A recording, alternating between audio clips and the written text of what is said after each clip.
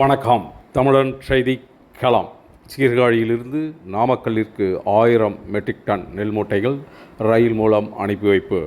மயிலாடுதுறை மாவட்டம் சீர்காழி சுற்று வட்டார பகுதிகளில் விவசாயிகளிடமிருந்து தமிழ்நாடு நுகர்வோர் வாணிபக் கழகம் மூலம் கொள்முதல் செய்யப்பட்ட நெல் மூட்டைகள் அரசுக்கு சொந்தமான பல்வேறு சேமிப்பு கிடங்குகளில் வைக்கப்பட்டிருந்த நிலையில் இன்று தமிழ்நாடு நுகர்வோர் வாணிபக் கழக மண்டல மேலாளர் சதீஷ்குமார் ஆலோசனையின் பேரில் சேமிப்பு கிடங்குகளில் இருந்த நெல் மூட்டைகள் லாரிகள் மூலம் சீர்காழி ரயில் நிலையத்திற்கு கொண்டு வரப்பட்டு 21 ரயில் பொட்டிகள் மூலம் 1000 மெட்ரிக் டன் நெல் மூட்டைகள் நாமக்கல்லிற்கு அரவைக்கு அனுப்பி வைக்கப்பட்டது.